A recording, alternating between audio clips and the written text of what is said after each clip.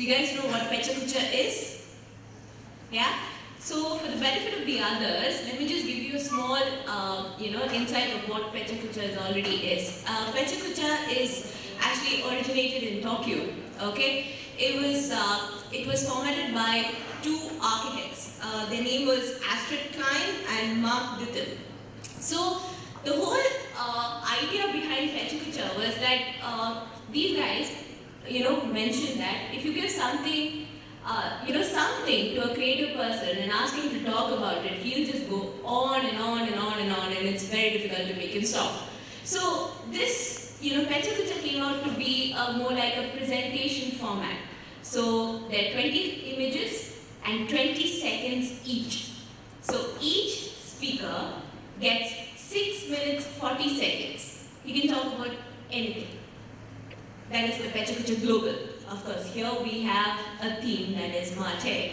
But PechaKucha Global is all about, you can talk about anything. So it's all about talking and be precise about it. And, you have to be creative and concise at the same time. So, since we have here 5 amazing speakers, 4 PechaKuchans and 1 PechaKuchini, alright? Right in front of you, all geared up to talk about, their favorite topic under, of course, the aegis of marketing and technology. So, all ready for it? Yeah? Alright. So, introducing our first PechaKuchan. I introduce you to Sonal Dabral. Deeply passionate about advertising, blackjack, and single malls, Sonal Dabral was born in India and studied visual communications at India's foremost design school, the NID, the National Institute of Design.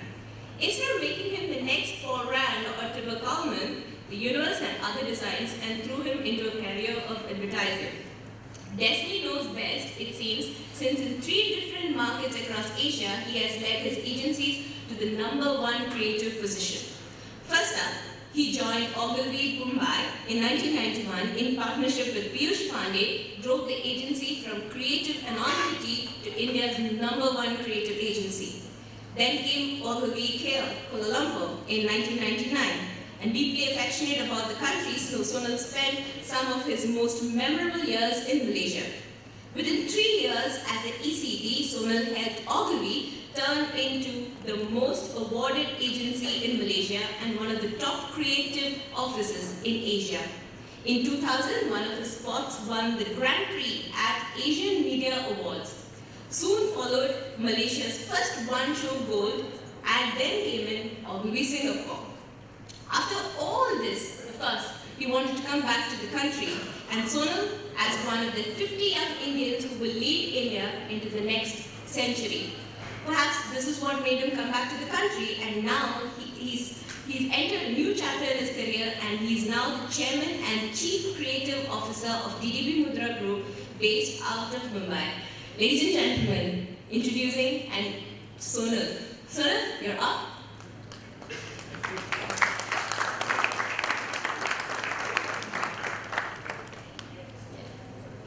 Sonal, before you start off, a quick question. Do you like Glenfiddich or Amrit Fusion? Sorry? Glenfiddich or Amrit Fusion? Or Desi Amrit Fusion? On different days, different ones, but Glenfiddich most of the time. Ah, okay. Huge round of applause, ladies and gentlemen. Sounds right, but I'm a creative person and I go all alone. So that's why, because it's PechaKucha, I have to restrict myself to 20 seconds. I'll be using cards, so please bear with me.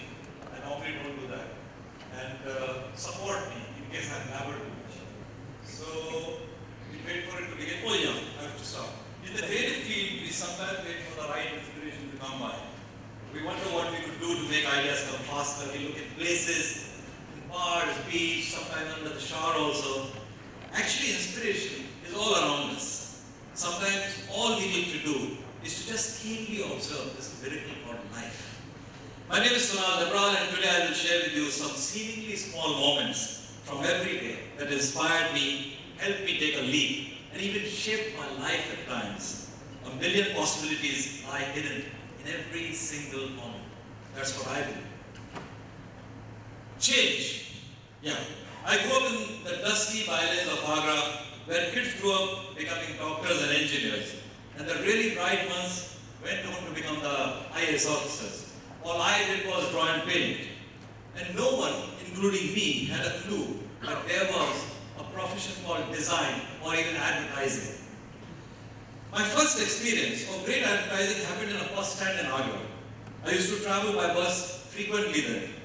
Now imagine, hot summer days, dusty old bus. An old bookseller used to get on the bus and just 5 minutes before the bus moved, and used to hit the side of the bus and start performing. भाइयों और बहनों, आपके बजाने में बस 5 minute का time बाकी है। आपका बच्चा अंग्रेजी में फेल, अपने बच्चे को अंग्रेजी सिखाएं कविता के माध्यम से। फादर पिता है, मदर ही माता है, रिलेशन माने रिश्ता नाता है। गन होती है बंदूक, बक्सा है संदूक। जिन भाई को चाहिए आवाज देके मांग ले, मांगने अब कोई कीमत, कोई पैसा नहीं। Super hits, sold out. Now, while working in advertising in Delhi, I got an offer to act in a TV serial called Fauji.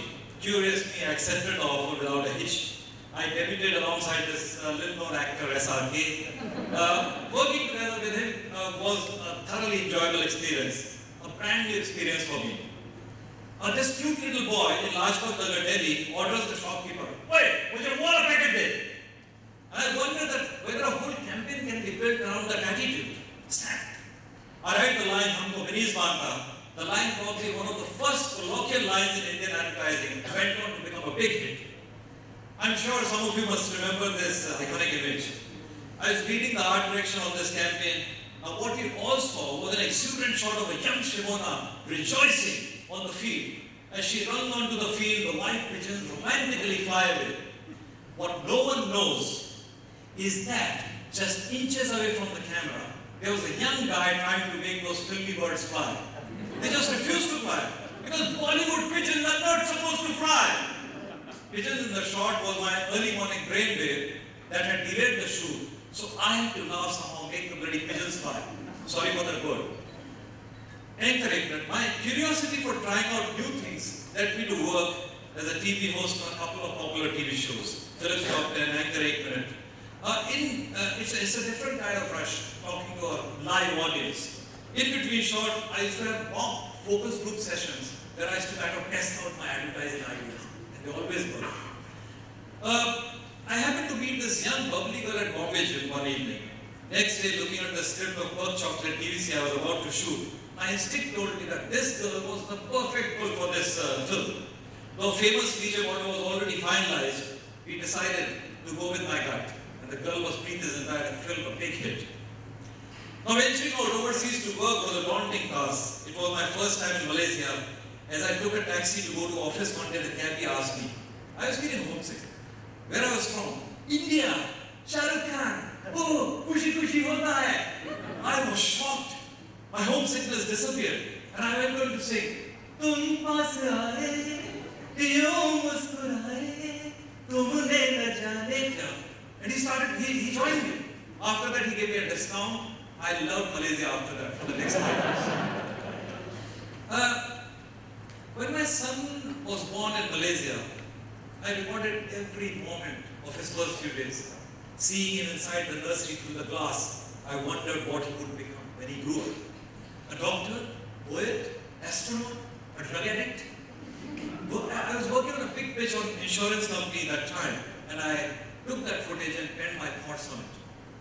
I want you to be a poet and put down in words what I feel right now. I want you to be a leader and I'll be the first to follow. I want you to be an athlete and carry me across the finish line. The future is waiting, my child. It's going to be a great one. We won the pitch. It always works when things are from the heart. As part of Coke Side of Life Asia launch, we wrote a TVC about this growth challenge person. The shoot was in Amsterdam. The actor Kiran Shah from London, just 4 feet 2 inches in height. He walked into the bar that evening for our meeting and became the life of the party, laughing, joking. That evening I learned that disabilities are all in our minds. Back to India, I was in a casual chat with the marketing head of Virgin Mobile. During a small break, he shared his concern about the coming IPL. He knew every major brand would be on TV, but he didn't have the budgets for it. Let's go on the web, I said. Check. He said he wanted to advertise intercity call rates. I said, perfect. IPL 2 is intercity, just like the offer. What if he had friends from one city calling to the other and taking banglas? That one idea gave birth to 140 highly successful digital films. Sometimes big ideas just happen like that. All we need to do is to be prepared. From the IPL of that year, the journey continued to the one in this year in 2015. This time, the TDP Mudra group.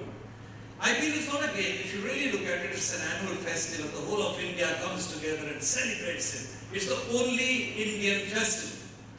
So we said, there's an idea there. That was born India Ka Tehwar. And this last one, in Singapore once I was so mesmerized observing this cleaner in our condo, cleaning the glass, that I started shooting him. He was totally engrossed in his job, with sweeping ballet-like strokes of the mop, turning an ordinary task into sublime art. From that day, I tried to immerse myself totally in every project I work on. Life is truly inspiring. Thank you very much.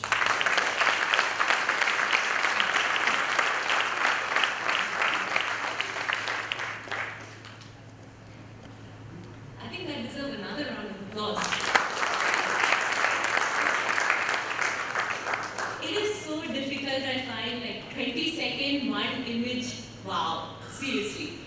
Okay, up for the next PechaKucha, I introduce you to Anand Siva, vegan, zero tolerance to animal cruelty, nature's lover, God's most dreaded enemy, anti-religion, and a maverick. Done with advertising, now fiddling with CRM.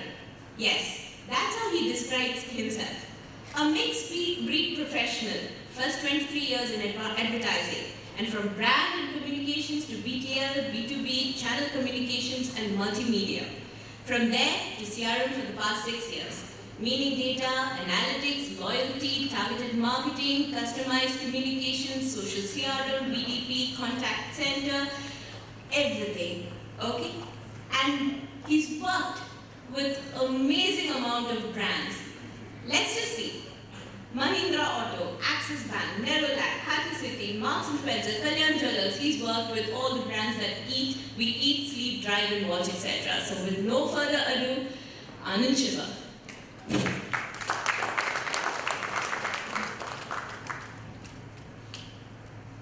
First time that the introduction has been longer than the presentation. Okay. Very difficult topic to talk about marketing in 2020. I've never believed in predictions, never believed in astrology, never believed in sorry, it's running out of this. Okay, so what the topic is marketing in 2020. It's the most difficult because I didn't understand marketing in 2015, never understood it in 95, never understood it in 2000. It's not going to be easy predicting what's going to happen in 2020. But I think one thing that all of us know and all of us should be conscious of is that mobile is changing the way people do anything today. And I was attending one of these sessions with Toby and Man, or the third. And he was talking about how mobile has actually been taking over a lot of other industries. And the prediction is in 2020, it's going to take over a large $7 trillion business across the globe. And what does it mean? It actually means that it will mark the beginning of a lot of action, commerce happening on M. So e-commerce is sort of new way to M-commerce. And when M-commerce does come in, it's going to change the way we buy, we sell, we trade, we exchange, and we return. But between this, what decides what we buy and what we sell is this concept called content. My own prediction for 2020 is that brand managers and advertising agencies will have nothing to do with building content. Content will sit as power in the hands of consumers. And when consumers start providing content, creating content, it takes on a new dimension. Because content is not going to come out of handwritten notes or music videos. It's going to come out of things that they do every day.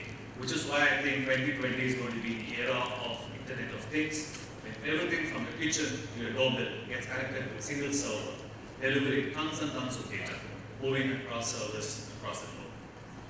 Which means rural India won't be left behind. I probably think that Tier 2, Tier 3 markets combined will total or increase or double the size of the Tier 1 markets that we're so conscious of today. Going by those standards, rural India should be far more empowered than urban India is today. And where does it take us? It takes us to delivering new technologies, identifying alternate fuels, identifying new means of communication, new means of transport, and changing the way we do things that we have taken for granted. And along the lines, as we go across these highways, as we speed across our cars and travel, there's going to be a big fundamental change that 3D printing will bring in, which is customization will take on a new meaning. It means everything will change. You can customize your car to the finest detail. But if that's what you think I was going to be talking about, I want to tell you that all of this is nonsense. Prediction for marketing doesn't work. Have you heard of some of the most important fiascos that have happened in prediction in marketing?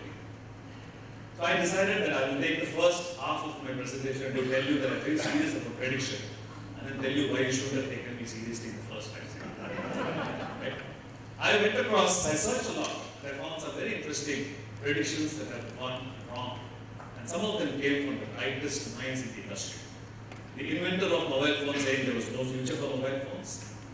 The creator of Windows saying iPhone will die, and that was about before iOS 9 became a reality. And of course, the leading manufacturer of laptops saying they will be #1 and plus in tablets. How many of you here have an HP tablet? Right? So with that comes my my image is one for a toss, but doesn't matter. So the prediction is that 50% of data will move into cloud computing. That's what IBM says, that's what Gartner says. But our prediction based on cloud this year went completely wrong. Right? We started off with overcast in monsoon and we are now on deficit.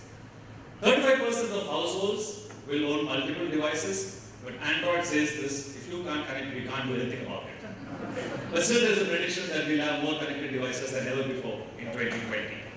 Going forward, what changes? A lot of stuff will actually start moving from just being connected to being used for connection, which means global e-commerce will start connecting more people and cross the 100 trillion mark. But then that's not what somebody down here is actually saying. Jujubal is actually asking, when is the bubble going to burst? The last conversation that he gave on NDTV last week says it should happen the next 2 years, which means 2020 predictions will go for a toss. 6 billion smartphones in the world is what Gartner predicts in 2020. But that's not what my friends across the border from China are actually saying. They're saying predictions will all go for a toss because companies have already started doing all their compacts, overlays, all happen. What happens when you have all these devices? 90% of these devices will stay data active. But will it work in India? If I go by what TRAI report says, I don't think, because TRAI is now saying at any point in time a customer must know how much data he is using, which means the Indian prepaid customer will start switching off more often than switching on. So your predictions won't go there either. Global transactions, 500 billion a year in cash and plastic, right? 50% in plastic, 50% in cash. But look at this. Black money outflow from India increases 9-fold. So bloody hell that we're going to stop using cash for any kind of transactions. Okay, retail market. How many of you here from the retail business, FMCG business? 200. I saw one report that says $600 billion will be the size of Indian retail market.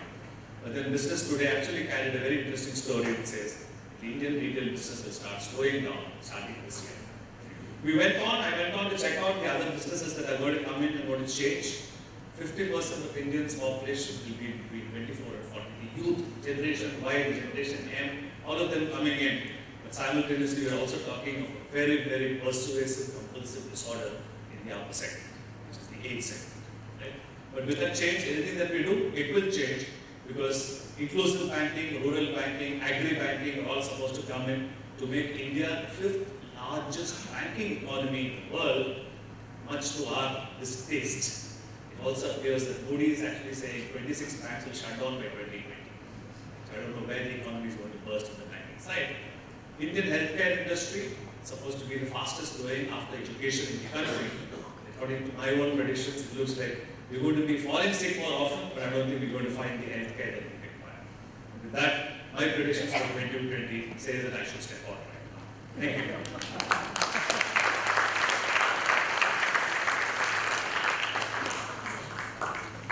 Wow. Another round of applause, ladies and gentlemen. Up for another PechaKucha? So the next speaker, next PechaKuchan, actually needs no introduction at all. Roshan Abbas, ex-RU personality, movie director, media entrepreneur, and all-round creative personality. Roshan Abbas is a very, very well-known face in the industry. Having commenced his career in '95 with over 2 decades worth of domain expertise in radio, television, theatre, events, and BTL, Roshan has won 5 prestigious awards in radio and 2 in television. He was also declared the best TV host for his show Family Fortunes on Star Plus. During his stint as TV host and RJ, he has hosted over 15 TV shows and worked with reputed radio channels like Times FM and Win 94.6, All India Radio and Radio City. Now, as a founder and managing director of Encompass, Roshan has led the agency with his passion and creativity to be amongst India's best experiential marketing companies with service offerings spanning across events, BTL, and content creation. Ladies and gentlemen, put your hands together for Roshan Abbas. My name is Roshan Abbas. I'm a slasher by profession. I've had too many professions. They've all been slashes, radio, slash TV, slash theatre, slash film, slash whatever. You can just keep going on and on with those slashes. And I'm ready whenever you go. So I'm from Lucknow, where there were lots of park cards when I was a child. And my parents used to, tell us stories by lighting a lamp and tell us these stories next to them. And then we used to go to these other camps where again we would sit around a campfire, scouts, and you would have all these lovely storytelling sessions. And I think somewhere along that line I made storytelling into a part of what I do in life.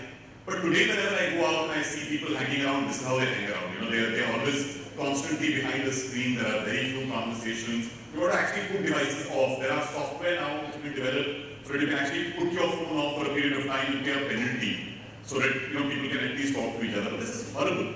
And for performers, what's the reason? The reason is that the campfire is being replaced by the flickering screen that you watch. And that flickering screen takes all your attention day in and day out. And something needs to be done to bring the attention back from that flickering screen. So this kept making me think, saying, what does one do? Where does one take these stories? And stages like these are going empty. I'm a performer, this is the place I learned my trade. And these go empty every day. There are at least 50% of occupancy in auditoriums just goes to waste. And there are all these places, and performers keep cribbing and saying, people have become social dyslexics, they've got no attention, what do we do?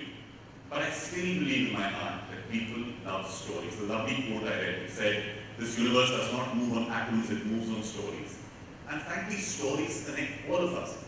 So this led me to say, maybe we still need to connect these things together. How can we actually connect people with stories and what can be done? And I was in New York and I saw Madison Square Garden, a 66-year-old old man called Billy Joel entertaining an entire stadium filled with people, and I was jumping like a 10-year-old. And he was just telling stories before every song. And I was like, these are the things that bring people together. So the need is to find more stories. And that's where we started this thing called Commune. Those look like pebbles, and that is the sharing sign. And we said, we're going to connect performers, places, and people, and if we can find some patrons on the way, it will be a good way of doing this. But these are not performers in terms of going out and finding really big performers. These performers are you. Have a look, this is the bunch of people we normally work with. There are authors, there's Meghna Pant there, there's a 22-year-old student from SIMC, there is a girl taking a gap year in college. There's only Sandhya Dubey, who's a well-known actress in the middle of all that. But these are the performers we find. We just told them 10 7-minute personal stories. Not our format, it's a global format, it's a format that works beautifully. And Sandhya went out and did this first story about being a 40-year-old actress and what happens, how do people look at single women in the industry? And the story hit home. And she wrote back at the end of the day saying, listen, tonight you set me free because you set the story inside me free. And our big point was that everyone has stories. This Amarjeet Chawla, he is visually handicapped. He has done 10 marathons. And he came up on our stage and he stood there and he said, मैंने एक दिन अपने आप को बोला सरदार तो ऐसे ही मर जाएगा बिना कुछ करे जिंदगी में कम से कम मैराथन तो भाग ले. That statement stays with everyone who's in that room. It stays with me, but I say, can I find that gumption? And when people tell the truth and they tell honest stories, they connect. We went to Pune. This place was new. The guy who owned it told us people don't come here too often, so don't expect much of an audience. We had a house full because people were telling real stories that people wanted to connect with. And so we started doing this. And then we said we'll challenge ourselves further. So we said, why not try and bring, if people want a Twitter feed, why not we tell stories? And there's an artist called Mudra who writes these stories down, makes them into beautiful little visuals. We put them out there so people can share them. So if you want it in a tweet, it's just one Instagram image that you could get. And then we found this girl who plays the harp. I mean, the only thing apart from angels possibly who plays the harp in India, Nush Lewis. And she's a young girl, and we said, can we actually do timed stories to music? Because it's very difficult. Can we give a live soundtrack to a story? And we did this, and this was for MTV at an event called Spio. And frankly, this movement today has gone to a level that when you do something from the heart, you know what I'm proud of is that what we've done, we don't pay for a single piece of advertising. Everything, people write about us, and we love the fact that they do because these stories come from the heart. And I think that the future of everything in this world is finding yourself, your story. We do these workshops and we convert places. Anjali is a dance studio in the center, the girl who founded it. She can do calisthenics and yoga, the kind that, we did have to put a little warning before. But that place in the evenings, every fortnight, converts into a storytelling space and people gather and they do a little workshop. Everybody helps everyone. We have a simple rule which says, don't criticize, just comment. And from those commendations, from saying, just go out and tell your own story, are born storytellers like Tess Joseph. If any of you saw Girl Rising, that film is produced by Tess. She's just a young Calcuttan who has stories around everything. And she writes, and suddenly in the middle of the night, you'll get a story from someone. And these stories just light up. And today, brands now started reaching out and saying, hey, tell us, can you actually find a genuine story for us? Can you find a true story for us? And we go out and we go into rooms like this and we find stories from amongst people.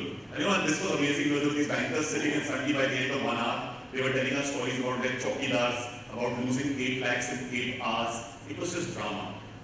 But then at the end of the day, that flickering screen is what you're going to go back to. I may tell you a story, but then you're going to go back home and the way back will be on your device. So we said, if you can't beat them, join them.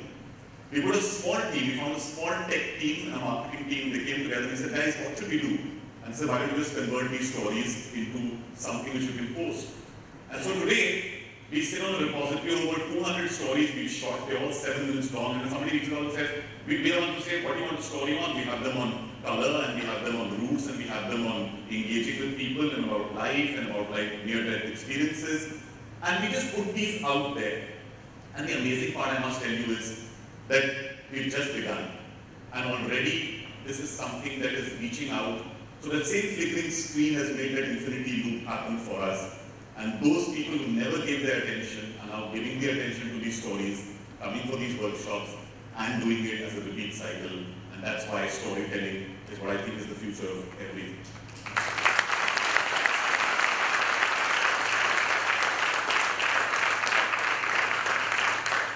That was absolutely fantastic. Thank you, Roshan. We have another PechaKucha. The next PechaKucha also would be very familiar to you if you watch, television. Introducing to you Sumiit Lakhutia. Sumiit Lakhutia is an anchor and producer with CNBC TV 18. He has worked on a diverse array of shows, chat shows, panel discussion, lifestyle shows, awards and other events on topics ranging from pharma sector to technology, international trade and finance to entrepreneurship. Over the last 4 years, Sumiit has anchored various shows, both events and features digging into subject matters like automotive industry, health and finance, global trade, small and medium enterprises, and information technology.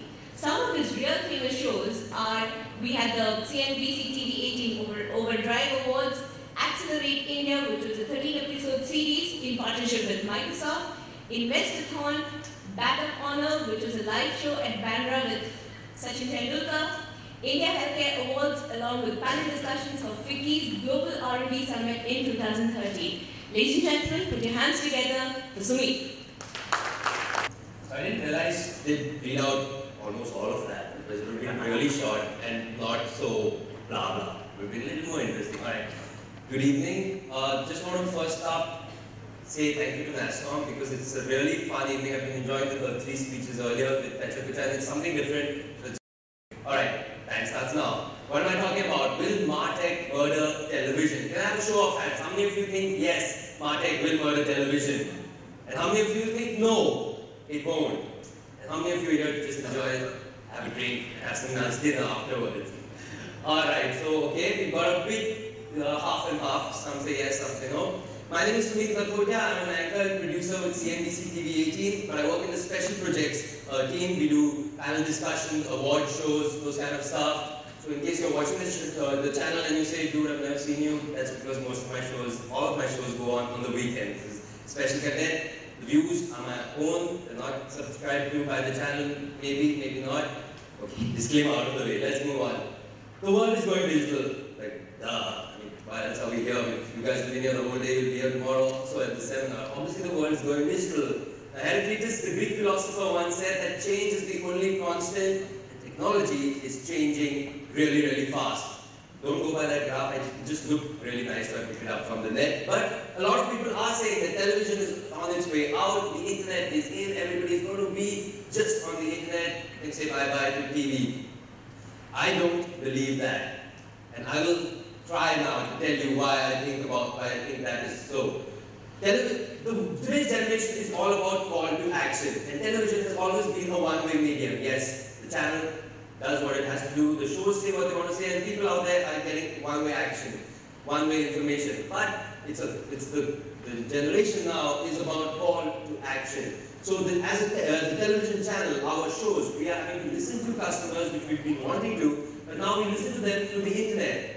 Jeff Bezos, when he started Amazon, was told, don't put reviews up there. But in fact, that is one of the most key important elements of any e-commerce website today. We always read the reviews before we actually buy something. That's what's happening thanks to the internet.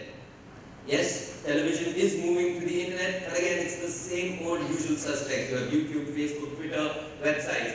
It's not just about the same thing I put on TV is not what I need to put on the internet. That's what's been happening so far. But things are changing. It's not the same old stuff. We need a differentiator. What do I mean by that? You've got to be having web exclusive clips. You have articles that the viewers want to know about. That's how we hear from our viewers through the call to action. Yes, we're listening to them through Twitter, Facebook, YouTube. But that's also how we come to know what more they want, what's the different things that they want. And that's what we try and achieve and get to them. Growing up as a kid, we had these novels where you would read and then you could choose the ending, the different endings as per the novel. I think that the time has come when this format will move to television, where you put up a show, say on a Saturday, you hear back from your viewers by Monday, and you change the plot. You kill off which character the viewers don't like, you bring in a character that the viewers like. And how is this happening? Through the mobile now, more and more. India is the second largest telecom market in the world. I just was reading an email last night which said we have around 350 million internet users in India now in the month of June, out of which 213 million are on their phones. So the phone screen is becoming really important. So there was a time when call to action was give a missed call or SMS ABC to this number, but it's changing now. WhatsApp, besides Twitter, Facebook, YouTube, it's Instagram, Snapchat, WhatsApp, Vine, WeChat, Line, Hype, Dubsmash, all of that. That is what's happening. We have to be abreast of new technologies. Every new app that comes, people are always trying to, customers get onto that app, and television channels, brands out there are having to listen to customers through these new technologies. Yeah, I like that picture about the dogs especially. Absolutely, that's what it is. I've spoken to so many companies, profiled so many of them for our shows. They're all talking about getting an app. Television channels, television shows are developing apps so that they can interact more and easily with their viewers, to hear more about what they have to say, to get their views out there. 1979, this song came out by the Bugles that said, "Video killed the radio star."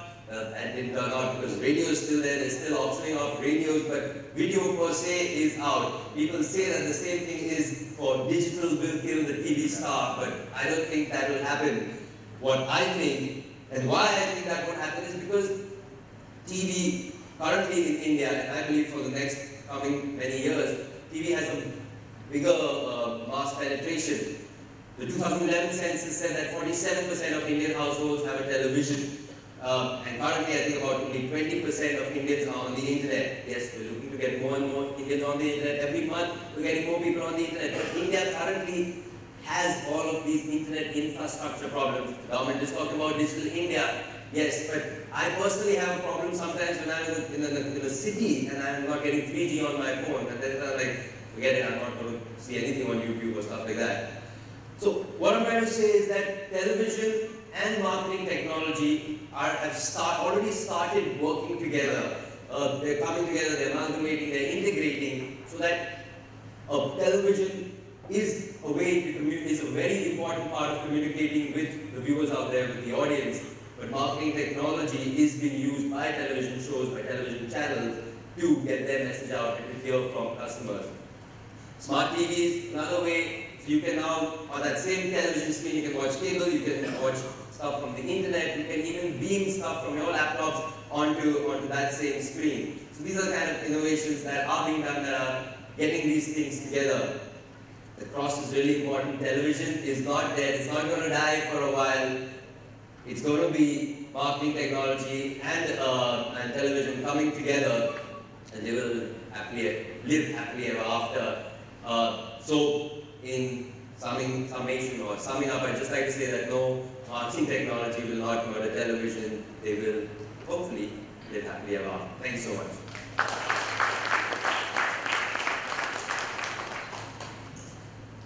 Another round of applause, ladies and gentlemen. And Sumiit, on a very funny note, your job depends upon it, dude. Jobs can change. I'm kidding. So, we move on. Among all these PechaKuchans, we have one brave PechaKuchini. Last but not the least, introducing to you Shreya Krishnan. With over 8 years of work experience across various industries in the field of media, events, advertising, branding, public relations, corporate communications, and marketing, Shreya has worked and consulted with corporate groups and startups like Code Object, Booker, Collabra, JGI, Creative Geeks. Oh my god, she's been all over. And now she is the AVP of Marketing and Communications for First Advantage Private Limited. She is a computer and has anchored over 1,000 entities and brands as part of her events experience, and is also a corporate trainer in communications. A good friend, a fantastic dancer, a theatre personality. Shreya, the stage is all yours.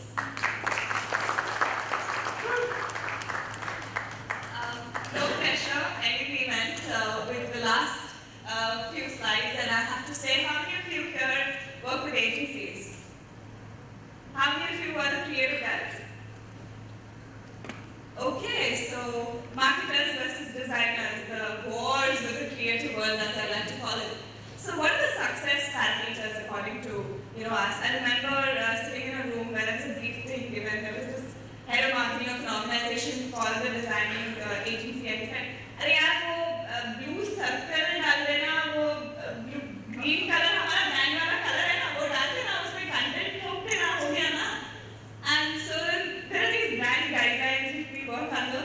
So marketing uses them to uses it as a compass. But for the designer, it's always about stretching the limit. It's about exploring what's on the outside. So you little rebel, I like you. I can't survive without you. Okay, that's gone. So strategic marketing versus how a designer will visualize what he's talking about and what he wants to show or showcase to the final consumer. So that's something about the roles that these guys play. So it can be reversed at any point in time, but they still wear their hats no matter what. So there is also a simulation of information. How do they look at things? They look at them very, very differently. You read and comprehend, whereas the designer comprehends and then visualizes. I remember somebody giving a brief saying, "We did a viral video checking." I mean, what is a ready-made viral video, right? Red is red to a marketer. 50 Shades of Grey is not just a book.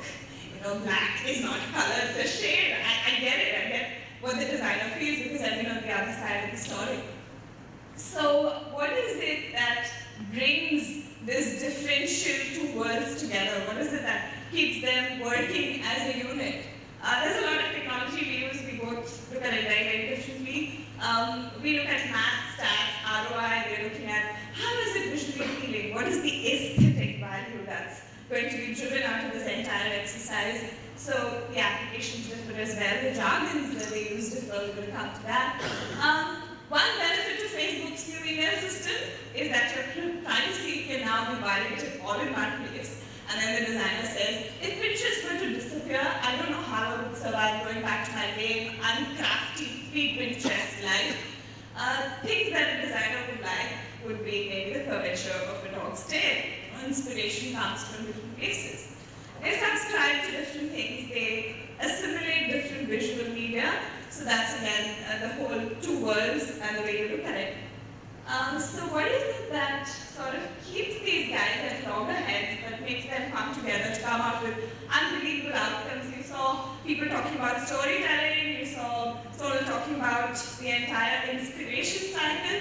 So what is it that makes the final output? It's these two different worlds, the split sides of the screen that make it happen.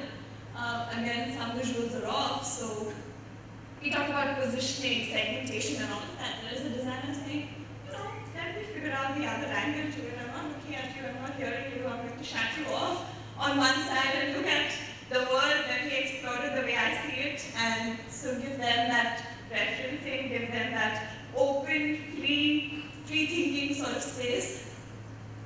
So, deadlines, right? So the marketer says, you need fear and an approaching deadline. All you need is motivation. No way. I love deadlines. I love the whooshing noise they make as they go by. You're always fighting them saying it's a deadline today, and then the designer's like, well, I'm still exploring. I'm sorry, I need more time. I'm not done. So then there is the whole storytelling piece versus the sketching piece. So you're telling this guy a story, and he's like, I'm not even listening to you. I'm zoning you out. I'm just doing my thing. And you're always stuck there. You're like, I want this guy to, make what I'm telling him right away, and he's just taking his own sweet time. So we need to go deeper, we say. Everything has to be in the smallest, greatest detail for the creative guy. It has to fit the red, and the blue has to layer in the just right shade at the end of it. So what is it that, is making these guys sort of look at these things differently?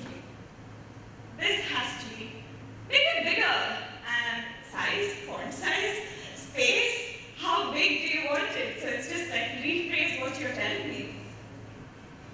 So what happens when you tell a designer to, let's say, give a direct instruction and then he understands the exact opposite of things? So where is the big picture? Where is the leaf that's slightly pointed that's actually in my face and not letting me look at anything else or letting me hear anything else? I survive on my agencies. I believe that they are my oxygen, so I cannot step into their space, and that's really worked for us. So, we have to give them everything that they need to know, and then let them build on it, rather telling them that this is what I want. If this is what you want, you go to somebody who's just going to produce it for you, and not really involve the creative person, because what is he or she going to bring to the table, right? So, the brief has to be holistic, it has to be evolving. Who do we target? We're talking, like I said, about, this is the consumer, this is my market, this is the ROI, this is the segment. He's not understand all of that. Who's the person that you want to talk to? Tell me about him and I'll tell you what you need to give that person, right? So that's the persona, the personality that the designer or the creative guy is targeting. And when we talk about conversations with feedback, it's like, okay, tell me I'm listening, okay, let me change this, okay, this goes on too good. That's the marketer, the designer's like, sorry, I'm just saving the work that I'm working on. And so that's the expression. I got that from my designers, the same expression that the cat has. So meetings, marketers enjoy meetings, designers want to run. So that visual actually has a designer running away from the clock. I'm sorry, it's not showing up. So they talk less. They want to listen quickly and run and put it into production. So what motivates these guys? So break away from the stereotype, get out of your box, collaborate over chill beer, and then watch the magic dance around you when you're not just the marketer or not just the designer, but you're actually working together to make this magic happen and flow. So, thank you.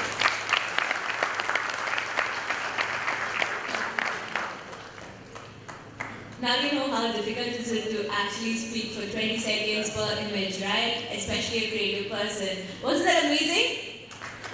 Yes. Leaders, you're not done yet. I would like to call upon on stage Sangeeta Gupta, Senior Vice President of NASSCOM, and all the leaders on stage, the PechaKuchans and the PechaKuchini. Please. Huge round of applause, ladies and gentlemen.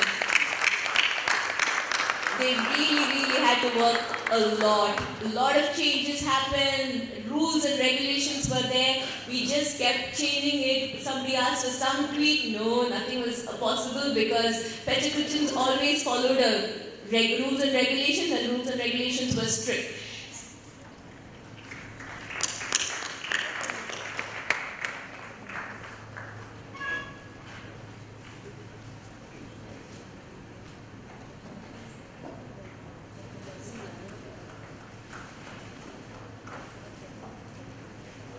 Round of applause.